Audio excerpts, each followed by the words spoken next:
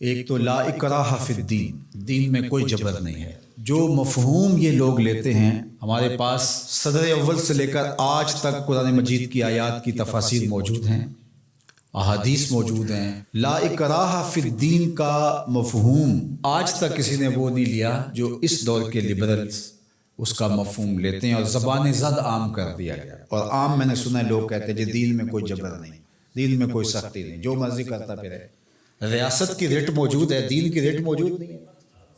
یہ کیا بات ہوئی؟ تو یہ بات ذہن میں رکھیں، فطری طور پہ اکراہ نہیں ہے۔ لا اکراہ فی الدین، کسی کو مجبور نہیں کیا جائے گا کہ تو اسلام قبول کر۔ کسی کی کن پٹی پہ پسٹل رکھ کے یہ نہیں کہا جائے گا کہ اسلام قبول کر ورنہ تمہیں مار دوں گا، یہ نہیں کیا جائے گا۔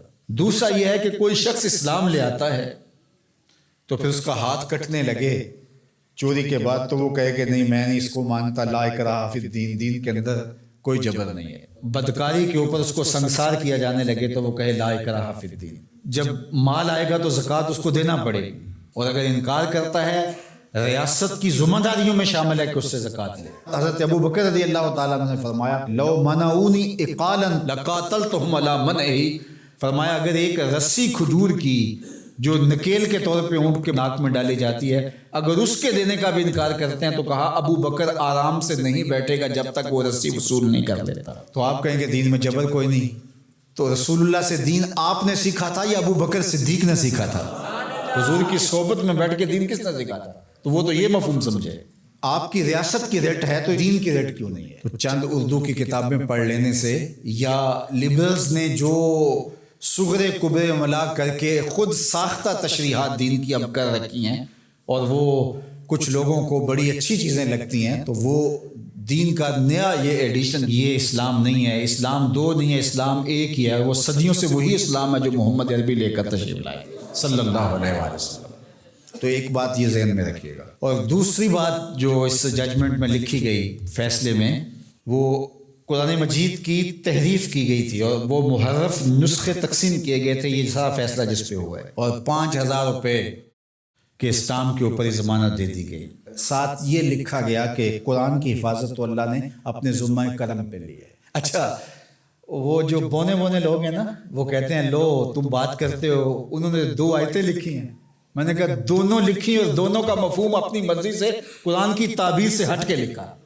آیت لکھی انا نحن نزلنا الذکر و انا لہ لحافظون، اس کو ضمانت دے دی جس نے جو ہے وہ قرآن مجید کا مفہوم بدل کے کتاب چھاپی۔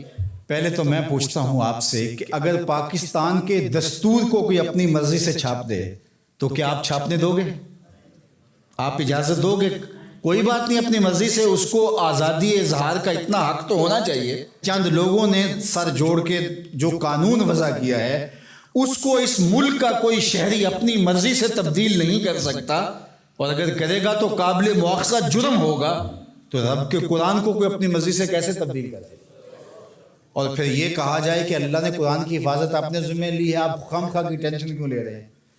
میاں اگر یہی بات ہے، اس کا انکار نہیں ہے کہ اللہ نے قرآن کی حفاظت اپنے ذمہ کرم پہ لی ہے، لیکن اس مفہوم کو نہیں لوگ سمجھ پائے کہ جو اللہ کی ذمہ داری ہوتی ہے اس کے ظاہری نظام کیا ہوتے ہیں۔ اللہ تعالیٰ نے قرآن مجید کی حفاظت اپنے ذمہ لی نا، لیکن جب لوگ مختلف قراتوں کی طرف جانے لگے تو سب سے پہلی فکر کس کو ہوئی؟ حضرت صدیق اکبر، حضرت عمر، حضرت عثمان غنی رضی اللہ تعالیٰ، انہوں نے قرآن جمع کیا نا۔ تو کیا یہ آیت انہوں نے نہیں پڑھی تھی؟ تو جب لوگوں نے آ کے کہا کہ معاملہ خراب ہوتا جا رہا ہے تو قرآن کو جمع کیا جائے تو یہ بھی آیت پڑھ دیتے، انا نحن نزلنا الذکر و انا لہ لحافظون، اور بات ختم ہو جاتی اور یہ اتنا کچھ نہ کرتے۔ لیکن وہ جانتے تھے اس نے حفاظت اپنے ذمہ کرم پہ لی ہے اور ڈیوٹیاں ہماری بھی لگائی۔ تو اللہ تعالیٰ جل شانہ کا نظام ہے، اور اس نظام کی ظاہری تنفیذ کے لیے ہوگا کچھ نہیں قرآن مجید کو، لیکن ہمارا امتحان ہے کہ تم نے کیا کیا۔ اور یہ آیت لکھ کر کے ایک اعلیٰ عدالت کے جج کے فہم اور دانش اور ان کی عقل اور ان کے دراک کو داد دینے کو جی چاہتا ہے۔ کتنے سادہ لوگ ہیں، اور قرآن مجید کی 2 آیات لکھی اور اس کا جو مفہوم تھا بالکل اس کے ہٹ کے استشہاد کیا۔ اور ختم نبوت کا مسئلہ کوئی عام مسئلہ نہیں ہے، اس لیے ہمارے ذمہ داران کو سوچنا چاہیے اس وقت ملک میں جو سیاسی عدم استحکام ہے، معاشی بحرانوں میں ہم دبے ہوئے ہیں، تمہاری عدالتوں پہ پہلے کس کو اعتبار ہے؟ ذرا آ کے مخلوق میں بیٹھ کے ان کی باتیں تو سنو، تمہارے بارے میں یہ سوچتے کیا ہیں؟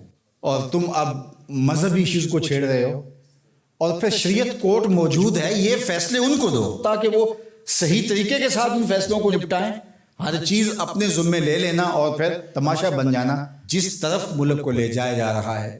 کچھ لوگ تو یہ کہہ رہے ہیں کہ کچھ عالمی سازشوں کے ڈانڈے اس سے ملتے ہیں۔ میں سمجھتا ہوں کہ عالمی دسیسہ کاروں کو کچھ کرنے کی ضرورت ہی نہیں ہوتی ہے، ہماری حماقتیں ہی کافی ہیں ان چیزوں کو کرنے کے لیے۔ تو اللہ تعالیٰ جل شانہ حفاظت فرمائے۔ احادیث موجود ہیں، لا اکراہ فی الدین کا مفہوم آج تک کسی نے وہ نہیں لیا جو اس دور کے لبرلز اس کا مفہوم لیتے ہیں، اور زبان زد عام کر دیا گیا۔ اور عام میں نے سنا ہے لوگ کہتے ہیں جی دین میں کوئی جبر نہیں، دین میں کوئی سختی نہیں، جو مرضی کرتا پھرے۔ ریاست کی ریٹ موجود ہے، دین کی ریٹ موجود نہیں ہے، یہ کیا بات ہوئی؟ تو یہ بات ذہن میں رکھیں، فطری طور پہ اکراہ نہیں ہے، لا اکراہ فی الدین، کسی کو مجبور نہیں کیا جائے گا کہ تو اسلام قبول کر۔ کسی کی کن پٹی پہ پسٹل رکھ کے یہ نہیں کہا جائے گا کہ اسلام قبول کر ورنہ تمہیں مار دوں گا، یہ نہیں کیا جائے گا۔ دوسرا یہ ہے کہ کوئی شخص اسلام لے آتا ہے تو پھر اس کا ہاتھ کٹنے لگے چوری کے بعد تو وہ کہے کہ نہیں میں نہیں اس کو مانتا، لا اکراہ فی الدین، دین کے اندر کوئی جبر نہیں ہے۔ بدکاری کے اوپر اس کو سنسار کیا جانے لگے تو وہ کہے لا اکراہ فی الدین۔ جب مال آئے گا تو زکوٰۃ اس کو دینا پڑے گی، اور اگر انکار کرتا ہے ریاست کی ذمہ داریوں میں شامل ہے کہ اس سے زکوٰۃ لے۔ حضرت ابو بکر رضی اللہ تعالیٰ عنہ نے فرمایا لو منعونی اقالا لقاتلتهم علی منعہ، فرمایا اگر ایک رسی کھجور کی جو نکیل کے طور پہ اونٹ کے ناک میں ڈالی جاتی ہے، اگر اس کے دینے کا بھی انکار کرتے ہیں تو کہا ابو بکر آرام سے نہیں بیٹھے گا جب تک وہ رسی وصول نہیں کر لیتا۔ تو آپ کہیں گے دین میں جبر کوئی نہیں، تو رسول اللہ سے دین آپ نے سیکھا تھا یا ابو بکر صدیق نے سیکھا تھا؟ حضور کی صحبت میں بیٹھ کے دین کس نے سیکھا تھا؟ تو وہ تو یہ مفہوم سمجھے، آپ کی ریاست کی ریٹ ہے تو دین کی ریٹ کیوں نہیں ہے؟ تو چند اردو کی کتابیں پڑھ لینے سے یا لبرلز نے جو صغرے کبرے ملا کر کے خود ساختہ تشریحات دین کی اب کر رکھی ہیں، اور وہ کچھ لوگوں کو بڑی اچھی چیزیں لگتی ہیں، تو وہ دین کا نیا یہ ایڈیشن، یہ اسلام نہیں ہے، اسلام دو نہیں ہے، اسلام ایک ہی ہے، وہ صدیوں سے وہی اسلام ہے جو محمد عربی لے کر تشریف لائے صلی اللہ علیہ وآلہ وسلم۔ تو ایک بات یہ ذہن میں رکھیے گا۔ اور دوسری بات جو اس ججمنٹ میں لکھی گئی فیصلے میں، وہ قرآن مجید کی تحریف کی گئی تھی اور وہ محرف نسخے تقسیم کیے گئے تھے، یہ سارا فیصلہ جس پہ ہوا ہے، اور 5,000 روپے کے اسٹامپ کے اوپر ضمانت دے دی گئی۔ ساتھ یہ لکھا گیا کہ قرآن کی حفاظت تو اللہ نے اپنے ذمہ کرم پہ لی ہے۔ اچھا، وہ جو بونے بونے لوگ ہیں نا، وہ کہتے ہیں لو تم بات کرتے ہو، انہوں نے 2 آیتیں لکھی ہیں، میں نے کہا دونوں لکھی اور دونوں کا مفہوم اپنی مرضی سے قرآن کی تعبیر سے ہٹ کے لکھا۔ آیت لکھی انا نحن نزلنا الذکر و انا لہ لحافظون، اس کو ضمانت دے دی جس نے جو ہے وہ قرآن مجید کا مفہوم بدل کے کتاب چھاپی۔ پہلے تو میں پوچھتا ہوں آپ سے کہ اگر پاکستان کے دستور کو کوئی اپنی مرضی سے چھاپ دے تو کیا آپ چھاپنے دو گے؟ آپ اجازت دو گے؟ کوئی بات نہیں، اپنی مرضی سے، اس کو آزادی اظہار کا اتنا حق تو ہونا چاہیے۔ چند لوگوں نے سر جوڑ کے جو قانون وضع کیا ہے اس کو اس ملک کا کوئی شہری اپنی مرضی سے تبدیل نہیں کر سکتا، اور اگر کرے گا تو قابل مؤاخذہ جرم ہوگا، تو رب کے قرآن کو کوئی اپنی مرضی سے کیسے تبدیل کر سکتا؟ اور پھر یہ کہا جائے کہ اللہ نے قرآن کی حفاظت اپنے ذمہ لی ہے، آپ خام خواہ کی ٹینشن کیوں لے رہے ہیں؟ میاں اگر یہی بات ہے، اس کا انکار نہیں کہ اللہ نے قرآن کی حفاظت اپنے ذمہ کرم پہ لی ہے، لیکن اس مفہوم کو نہیں لوگ سمجھ پائے کہ جو اللہ کی ذمہ داری ہوتی ہے اس کے ظاہری نظام کیا ہوتے ہیں۔ اللہ تعالیٰ نے قرآن مجید کی حفاظت اپنے ذمہ لی نا، لیکن جب لوگ مختلف قراتوں کی طرف جانے لگے تو سب سے پہلی فکر کس کو ہوئی؟ حضرت صدیق اکبر، حضرت عمر، حضرت عثمان غنی رضی اللہ تعالیٰ، انہوں نے قرآن جمع کیا نا۔ تو کیا یہ آیت انہوں نے نہیں پڑھی تھی؟ تو جب لوگوں نے آ کے کہا کہ معاملہ خراب ہوتا جا رہا ہے تو قرآن کو جمع کیا جائے تو یہ بھی آیت پڑھ دیتے، انا نحن نزلنا الذکر و انا لہ لحافظون، اور بات ختم ہو جاتی، اور یہ اتنا کچھ نہ کرتے۔ لیکن وہ جانتے تھے اس نے حفاظت اپنے ذمہ کرم پہ لی ہے اور ڈیوٹیاں ہماری بھی لگائی۔ تو اللہ تعالیٰ جل شانہ کا نظام ہے، اور اس نظام کی ظاہری تنفیذ کے لیے ہوگا کچھ نہیں قرآن مجید کو، لیکن ہمارا امتحان ہے کہ تم نے کیا کیا۔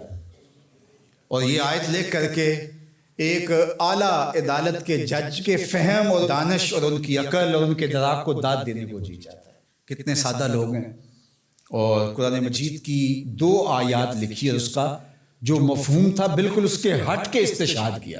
اور ختم نبوت کا مسئلہ کوئی عام مسئلہ نہیں ہے، اس لیے ہمارے ذمہ داران کو سوچنا چاہیے اس وقت ملک میں جو سیاسی عدم استحکام ہے، معاشی بحرانوں میں ہم دبے ہوئے ہیں، تمہاری عدالتوں پہ پہلے کس کو اعتبار ہے؟ ذرا آ کے مخلوق میں بیٹھ کے ان کی باتیں تو سنو، تمہارے بارے میں یہ سوچتے کیا ہیں؟ اور تم اب مذہبی ایشوز کو چھیڑ رہے ہو، اور پھر شریعت کورٹ موجود ہے، یہ فیصلے ان کو دو تاکہ وہ صحیح طریقے کے ساتھ ان فیصلوں کو نپٹائیں۔ ہر چیز اپنے ذمے لے لینا اور پھر تماشا بن جانا جس طرف ملک کو لے جایا جا رہا ہے۔